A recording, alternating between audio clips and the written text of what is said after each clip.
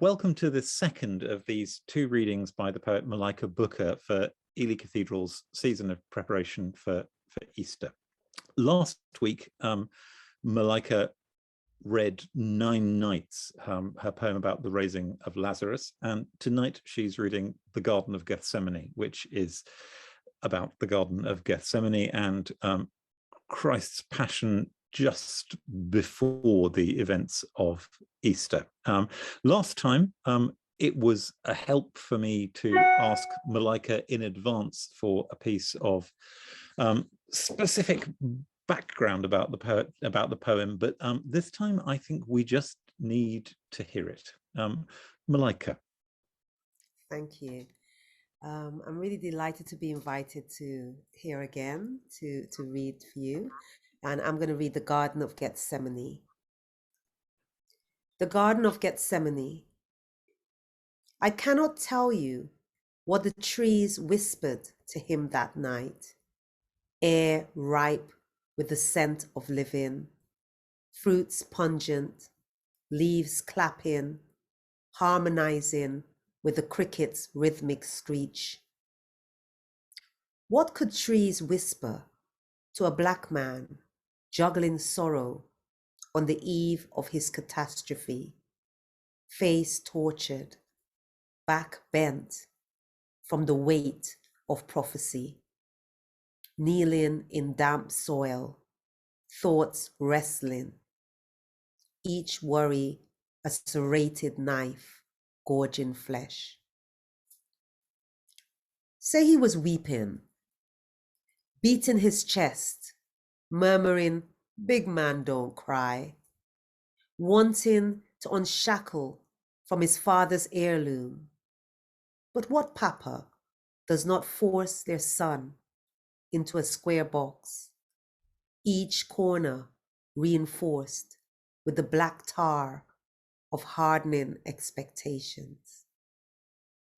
And the garden was not a tonic.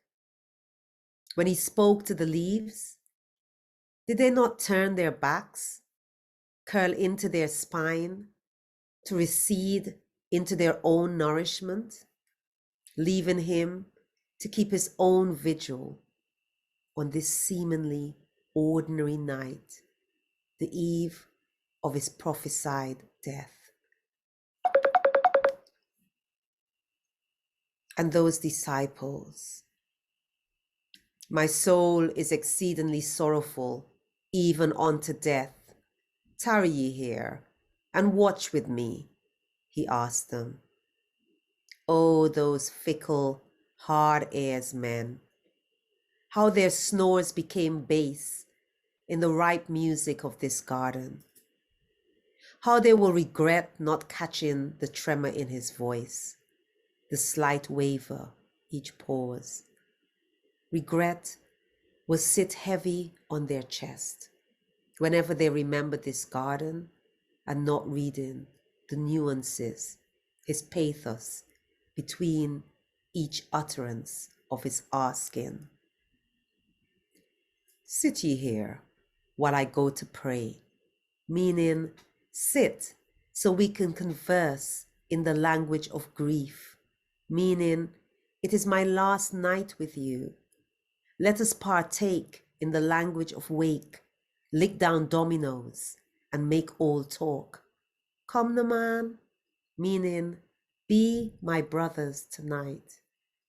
Come, lick down double six and rock the table, disturb the still of the night. He wanted all talk, lime and labrish.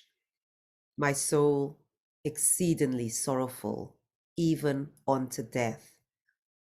But his brother's snores mingled with the owl's hoot, and the leaves turned their backs, while his kinfolk sprawled out in sleep. The nails, bones breaking, splintering, bearing timber on your back like a donkey carrying load. Say he is weeping and beating his chest, murmuring, "Big man, don't cry." mourning his lack of ordinariness, mourning his body will not rot, worm, or decay. Maggots will not feed on his chest. Now his palms dig into the soil, earth in fingernails, sifting the dirt man's flesh is molded from, burying this sorrowful weight, then standing as the stuttering light of morning approaches. Thank you. Thank you. I suppose the first question to ask is how did that come about, that poem? So I was, it was Easter last year. It was around Lent, and I was approached by the BBC radio. I can't remember if it was Radio 4 or I can't remember which BBC radio it was, but I was approached by them to, and commissioned to write a poem. And we were all given a segment of Lent, and I was given the Garden of Gethsemane.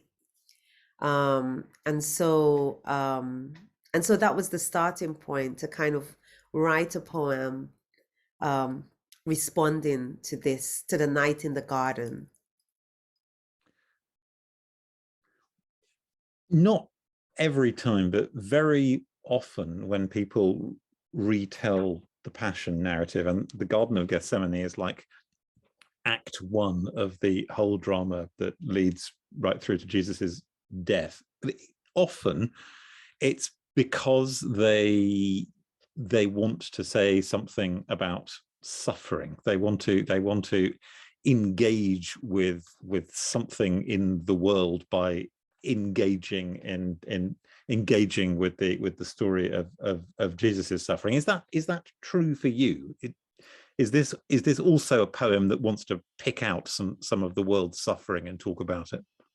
I think what was interesting to me, I'm working on a project where I'm rethinking Jesus into the Bible, into the landscape, a Caribbean landscape, and also thinking about the Caribbean diaspora. And the aftermath of George Floyd was still in the air, and the Black Lives Matter marches, and also I'd just been working on a poem where I was thinking about deaths in police custody by Black bodies in Britain as well. So there was that. But I think one of the most important preoccupations that I've had is, how does it feel knowing you're going to die? Yeah. How does it feel knowing that you're ordinary, that you're not ordinary? How does it feel knowing that and what does it feel like to be having a wake for yourself?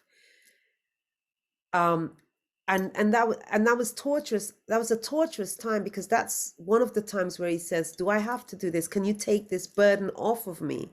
So I wanted to also explore the agony of that moment. And I was thinking about wakes as well, and the idea of the wake is that someone has died and you're having a vigil, but he's having a vigil for himself. Yeah. And the crowd that he's with, he's saying, sit with me, tarry with me. And they're sleeping. But also one of them is going to betray him. And then the other thing I was thinking about is, he can see what his suffering will be.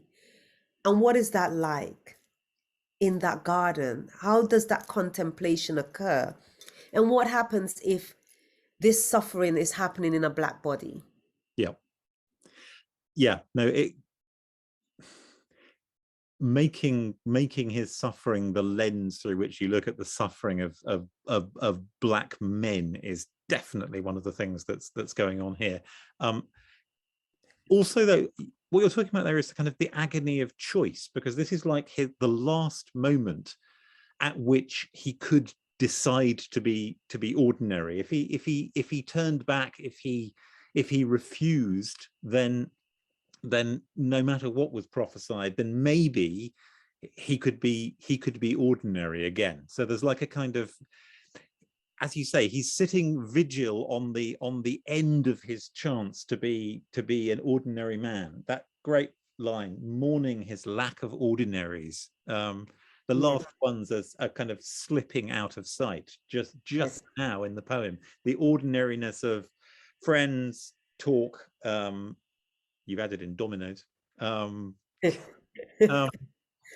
Yeah, I mean, it's intensely human, because it's the way that we would react if faced by an impending death. All right, a question then. It ought to be completely ordinary to represent Jesus as a suffering black man. Theology says, yeah, absolutely, because Jesus represents everybody. There is no face he can't have. But historically, that has really not been the case. Even leaving aside the cliche of the blonde-haired, blue-eyed Jesus from the Ladybird books, even leaving that aside, did it feel like you had to give yourself permission to do it? I think one of the most interesting things for me is that when I think about the origins, or the country where these tales occurred, or where they come from, if you think about them as tales because you're actually responding to them, and you're working so much with the text that sometimes you're actually looking for the humanness, or you're looking at it as a story now that you're responding to, kind of like an ekphrasis project. You think that when you think of the geography of the region, you think that actually the depictions in my house, of this blonde-haired, blue-eyed, and white disciples, and white bodies, is really a kind of artistic reimagining and re-envisioning. When you think that the bodies that occupied this space were olive, or were of color in some way or form, and so that idea, and also because I'm working with the King James Bible, which is also a translation, feels like it gives me permission to. It was also a translation, and a cultural translation, because that translation occurred thinking about orating this Bible to a non-speaking population. And so it felt like I was just translating a translation, but also it felt like I was grappling and critiquing and writing inside of some of the complications of working with the Bible, which is that the Bible is one of the agents by which my family were displaced from the Africa to the Caribbean, and was the book that upon which my family were and my ancestors were justified capitalist slavery and the whole colonial project. But also, it's also the book that a lot of people learned to read. It was also the book that people were banned from reading. It was also the book that when people heard the stories and the tales in them, people felt like, particularly Exodus, people felt like it related to the story, that it related to their reality, and there needs to be a Moses to free them. So it really is. I'm grappling with a lot of things here. Yeah. No, I mean, the Bible is an instrument of dominance and an instrument of resistance at the same time. But just saying it like that is too neat and tidy. It was a successful instrument of dominance for centuries, and it was an instrument of resistance as well. But I suppose for me, the stories don't stay quiet. They go on producing the chance of new things. Yeah, and there's so much gaps. There's absences, right? As a poet who loves to invest to excavate emotions, there are emotional gaps. There are these hints of emotions, but there are gaps. And so we're told that he was in the garden, and we know what's going to happen. And we have some hints by the prayer that he says, or the fact that he says, sit with me, I want company. You see him asking, he's really asking for company, and they're snoring. And so that's a rich space for someone like me as a writer to be able to fill it. Yeah. And the only noise I can imagine is the stillness of the night and the rustling of the leaves and the crickets and all the things. I had a lot of other things, and frogs and all kinds of things were in there. And then they just got excavated because they were a bit too noisy, But yes, you can imagine the night, and there's so much that it's such a rich tapestry to kind of embroider. Even the leaves are not very friendly in your poem. The garden is not a tonic. Why? Well, I was researching because I was thinking, God, I was trying to get some Caribbean trees into the into the space, and it wasn't happening. It just was not happening. It was like, this is not going to happen. But then I was reading about trees and the fact that I can't remember because I do the research and then I think, oh, there's the image. I've got the image now. Let's let go of it. Yeah. I can't remember if it's olive trees or what, but there are trees that the leaves close at night. And as I was like researching trees and what I was trying to find out what happens to trees at the night, the weird kind of little tangents that you go off on to write a poem.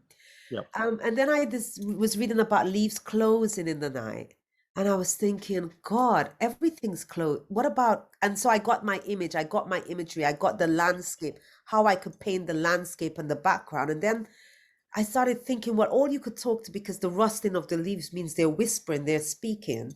And if you're Jesus, you must be able to speak to the trees. And then I thought about the leaves turning their back. They're closing up for the night because that's their natural thing. And so that... But it's also life turning away from him. It's hands closing instead of opening. It's, gotcha. Yeah, so it gave a lot, that little tidbit of kind of research gave me a lot of, felt like it would give a lot of layers to the imagery within the piece. Yeah. All right, it's unfair, but since I've got you here, why is the light of morning stuttering at the end? Why? I mean, that's a lovely line, but why is it stuttering? Oh God, I felt like even the day is morning. Yeah. I felt like, have you ever had dread in your stomach? Yes. And in the morning, like an exam or something big is going to happen, or some bad news, or that you get a call, the phone rings at 4 o'clock in the morning, and it feels like time just is doing this wavering. I felt like, because as soon as morning comes and they wake up, Judas is going to betray you. So I felt like he's stuttering even the day. So it felt like everything it's stuttering in. And it's a good way, I felt, to describe how the morning just slowly comes in with the light of dawn. It felt like stuttering was, I had creeps, I had slides. All the words for sinister changing, but stuttering gives you this kind of sort of hesitant gripping and ungripping thing, which really goes with a stomach full of dread. Actually, last time we did this, we waited for the questions from people who are listening to you live now until after the bit we recorded. But actually, there are a couple of questions here in the chat I think we should ask straight away, which is, for example, Malika, can you say more about the word ordinary, which is so important across the poem? Can you? Yes. I think, whenever I grew up Catholic, and there was this thing that Jesus, this perception I have that Jesus is not an ordinary human being. He was not ordinary. Or, in some sermons, people would talk about the extraordinariness of Jesus. And I felt like And I think that's something in the subconscious that I wanted to explore. But I felt like if you know you're gonna die on a cross and be crucified and resurrected, sometimes there's you mourn for what everybody else is doing. Everybody else around you is gonna die and be buried in the earth and decompose. And you're in a garden with the dirt and the earth and with things buried in the root, like the trees and the leaves and stuff like that. And so I suppose I was playing with this thing of him being not ordinary, and being what if he's not ordinary and he's in this space of doubt, would he want to be ordinary? And what would ordinary represent? And at the moment he's facing death. So would he want, it's like something is happening, you think, like you get a diagnosis from the doctor and you think, oh, you have a fork, don't you? Yeah.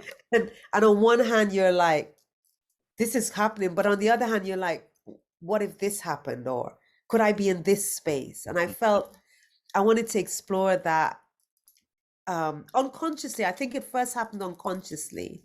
And I love these questions because they're making me think about the work. It's even he misses the ordinary processes of death. He misses the idea that of the ordinary human expectation that our bodies turn back into the earth, as if he's kind of horribly exempt from the kind of the usual run of things. And the pain, I think, the pain that you're gonna, the pain of a disease, or the pain, or the simpleness of just slipping out in your sleep. I mean, the pain and the degradation that he's gonna have to go through is extraordinarily rough. Yeah. And I think I would be, if I'm saying, please don't let me go through this, can I just unpack this? You're alive. So what you're really saying is, please, can I just die like an ordinary person? Yeah. Yeah. Another question from the chat. There's more than a hint that his father has forced him into something he cannot bear. Certainly there are some bad fathers in this poem. Yeah, well, I was thinking about parenthood and expectations from children, and you wanting to please your parents. There's always this notion in all of, I don't know, I can't speak for everybody, but I realize, like, I want my mom to be proud of me, and some of the things I think I'm doing because I'm an adult and I'm doing them for myself. When my mom had a stroke, and when she had the stroke, I sometimes I'd be like, what's the point of doing this? I can't tell her. And you realize just how much you want your parents, and just how much a lot of the things that you think you're doing for yourself are for your parents. And so his parent is this really paternal father figure, but also his parent is the same God of the Old Testament. And I was digging deep in the Old Testament, and it's the same God of the Old Testament. And he's not a forgiving God. He's very, very clear. I need you to go and take your son that you had, that you didn't know you were going to have. Yeah. Abraham and Isaac now. Yeah. Yeah. I want you to take your son and put him on an altar and sacrifice him after you had him in your old age, when you didn't know you were going to have children. And I want this done unquestionably. Or I want to question, Job, whether you really are loyal to me, whether anything that happened to you, whether you will turn away. So I'll take everything from you. I mean, this is the same father that you're saying, please. So I can't get the Old Testament God out of my head. And this is the same father that you say, hey, Father, can you just take this burden off me? Do I have to do this? And I'm thinking, the father that I've just read in the Old Testament, he's put you in this box of expectations. And also, this has been spoken about from the Old Testament. He spoke about this before you were even, before Mary existed, before anything, you were spoken about. So I just, But the paradox here, the kind of the sort of central paradox of Christianity is that